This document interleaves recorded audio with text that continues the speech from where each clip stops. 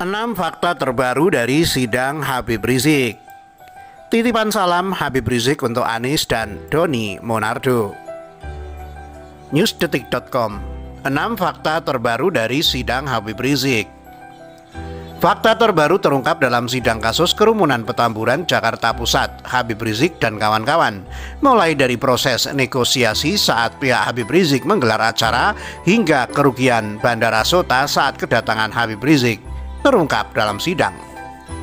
Sidang pemeriksaan saksi terdakwa Habib Rizik digelar pada Senin 12 April di Pengadilan Negeri Jakarta Timur, Jalan Dr. Sumarno, Jakarta Timur.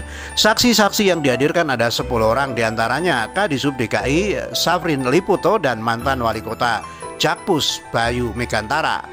Selain Safrin dan Bayu, ada Senior Manager of Aviation Security Bandara Sota Oka Setiawan, Direktur Pengelolaan Logistik dan Peralatan BNPB Rustian SSI, Kasat Intelkam Polres Jakarta Pusat Ferikson Tampu Bolon, Kapolres Jakarta Pusat Kombes Heru Novianto, Kasudin Jakarta Pusat Muhammad Soleh, Ketua RT Petamburan Jeki Marino ASN Kemenak Mawardi, serta Kapolsek Terminal 3 Bandara Soekarno-Hatta Dahmirul. Dari kesaksian mereka terungkap fakta sebagai berikut. 1. Kerugian Bandara Soekarno-Hatta 16 juta rupiah. Senior Manager of Aviation Security Bandara Sota Oka Setiawan dalam kesaksiannya mengungkapkan kerumunan pendukung Habib Rizik di Bandara Sota mengakibatkan Bandara Sota merugi. Kerugian itu dikarenakan fasilitas bandara yang rusak akibat kerumunan massa. Di antaranya kerusakan terjadi pada kursi dan taman. Kemarin itu kurang lebih sekitar 16 juta rupiah, ujar Oka. Oka juga mengatakan kerumunan di bandara itu telah terjadi sehari sebelum kedatangan Habib Rizik. Menurutnya massa yang datang saat itu jumlahnya ratusan ribu. Massa yang datang juga dari berbagai daerah, tidak hanya dari Jakarta saja. Jumlahnya memang cukup jauh, ratusan ribu. Kita lihat dari jarak Terminal 3 sekitar 800 meter itu penuh penjemput, kata Oka. Oka mengatakan pihaknya juga telah berupaya menyampaikan kepada massa pendukung untuk mematuhi protokol kesehatan. Hal ini dilakukan dengan cara berteriak.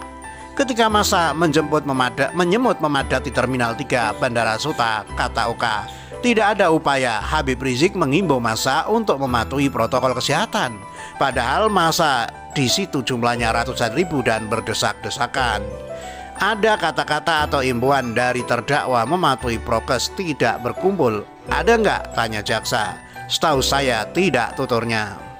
Sempat mereka minta massa untuk mundur menjauh dari area pintu keluar. Nggak bisa lewat, tambahnya. 2. Penutupan jalan KS Tubun secara tiba-tiba. Ex-Kapolres Jakarta Pusat Kombes Heru Novianto menceritakan kronologi ditutupnya Jalan KS Tubun, Jakarta Pusat saat Habib Rizik Syihab atau HRS menggelar pernikahan putrinya. Heru mengungkapkan jalan tersebut ditutup tiba-tiba. Heru menyebut pihak Habib Rizik tiba-tiba memasang kursi hingga ujung jalan sehingga akses tidak bisa dilewati. Heru mengaku tidak tahu siapa yang menutup jalan itu. Yang dia tahu hanya orang yang mengenakan baju putih-putih. Kami dapat anggota di lapangan yang menutup menggunakan baju putih. Kita tidak bisa memastikan apakah itu dari Ormas FPI atau tidak, tapi yang jelas mereka menggunakan baju putih-putih menutup dari ujung dekat sebelum pemakaman itu, dinas pemakaman, sampai di ujung di Utum setelah rumah sakit, papar Heru.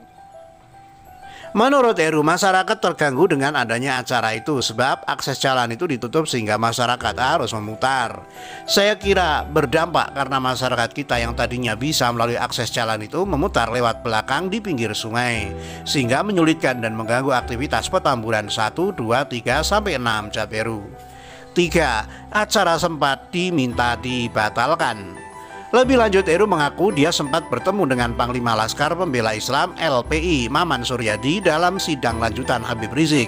Heru mengaku kala itu meminta acara di Petamburan tersebut dibatalkan, tapi Maman tidak menyanggupi itu. Saya meminta kepada Ustadz Maman kalau bisa acara tersebut dibatalkan mengingat pada saat itu kita masih PSBB, sedangkan Ustadz Maman sendiri merasa kesulitan, tetapi berusaha untuk meminimalisir jumlah yang datang, ungkap Heru. Tetapi kenyataannya, kata Heru, masa yang datang banyak. Heru memperkirakan orang yang hadir dalam acara Maulid Nabi Muhammad SAW dan pernikahan putri Habib Rizik sekitar 5.000 hingga 7.000 orang.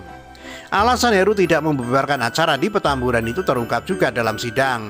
Heru mengaku dia ingin menghindari kerusuhan. Apabila saya lakukan pembubaran pada malam itu, akan terjadi kerusuhan, akan sangat rawan sekali karena situasi sudah malam, kata Heru. 4. 36 orang ditindak di Petamburan. Mantan Wali Kota Jakarta Pusat Bayu Megantara dalam kesaksiannya menyebut terdapat 36 orang yang ditindak dalam kerumunan Petamburan. Penindakan dilakukan oleh petugas Satpol PP yang bertugas di lapangan. Ada 36 orang peserta yang tidak melaksanakan prokes atau protokol kesehatan ditindak oleh petugas, ujar Bayu dalam persidangan. Bayu mengatakan selain satu pelanggaran yang dilakukan yaitu tidak menggunakan masker, namun Bayu mengaku tidak menanyakan jenis pelanggaran secara rinci. Dia juga mengaku tidak melihat langsung karena tidak hadir pada saat acara berlangsung. Selain itu, Bayu juga mengaku sudah menemui Haris Ubaidillah selaku panitia acara untuk memperingatkan penerapan protokol kesehatan. Dia juga memberikan surat imbauan tentang protokol kesehatan. 5. Kasudinhub Jakpus beri izin tutup jalan. Hal ini diungkapkan oleh Kadishub DKI Safrin Lipoto. Safrin mengungkapkan pelanggaran yang diungkapkan anak buahnya. Dari hasil pemeriksaan memang terjadi pelanggaran disiplin oleh saudara Muhammad Soleh, ujar Safrin dalam persidangan. Safrin menjelaskan Soleh menerbitkan izin penutupan jalan. Menurutnya, kewenangan penutupan jalan berada di tangan pihak kepolisian. Lebih lanjut, Safrin menuturkan penerbitan izin penutupan jalan dilakukan tanpa adanya laporan kepada pimpinan. Soleh pun telah diberi sanksi.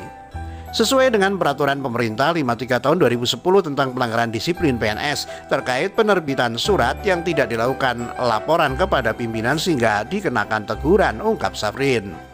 Adapun sanksi yang diberikan kepada Soleh yakni pemberhentian sementara dari jabatannya.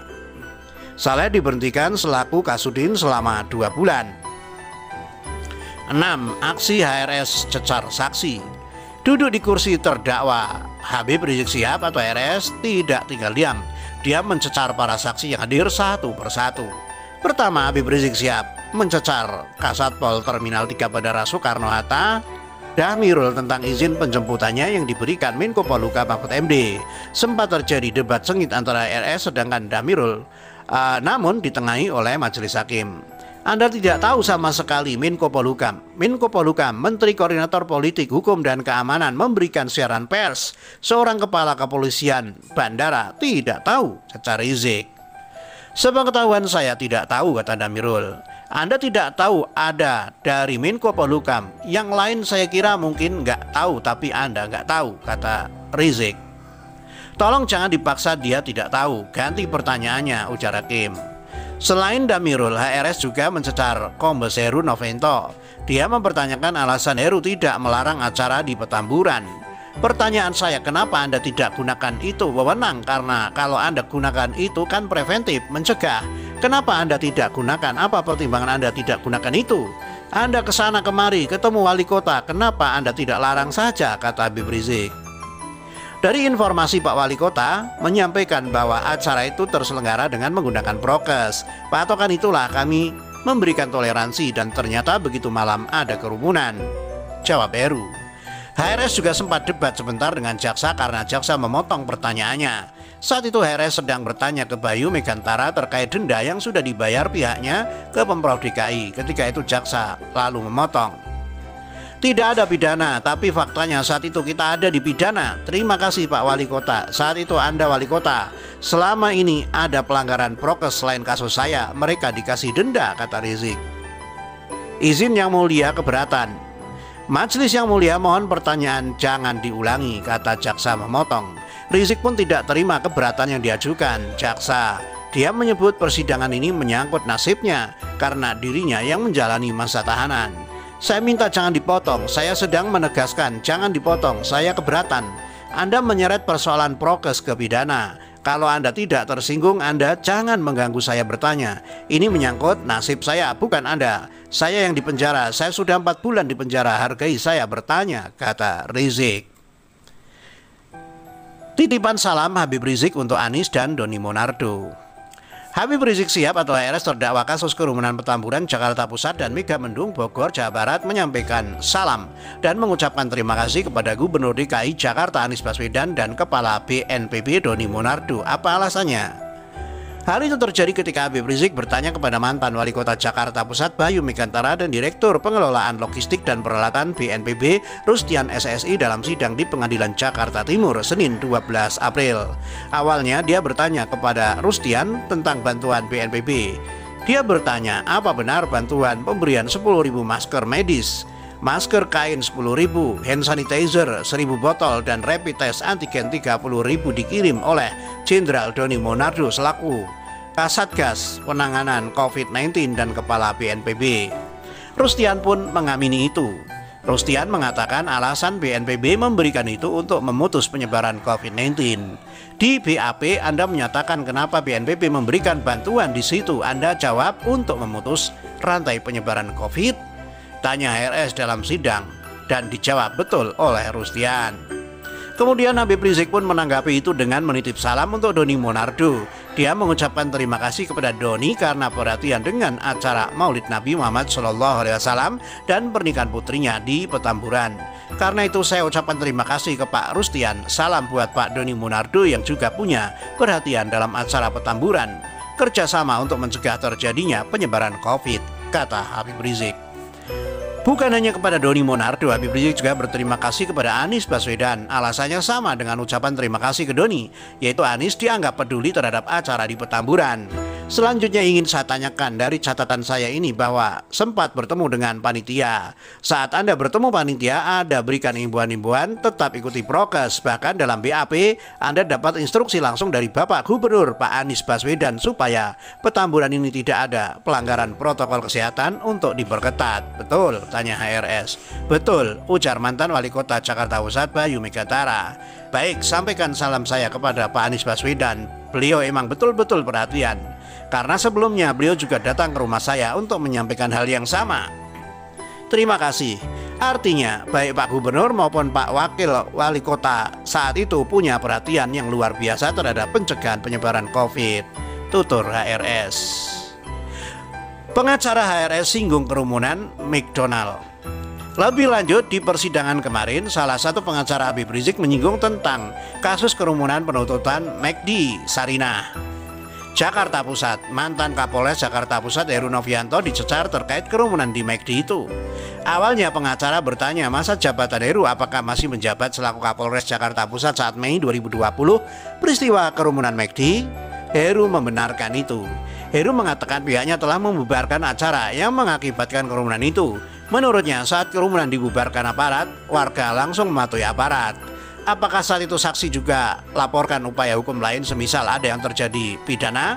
Tanya salah satu pengacara HRS. Tidak, karena durasi waktu kerumunan tidak lama, sekitar setengah jam dan masyarakat dengan sadar bubar tanpa ada kekerasan dan upaya paksa.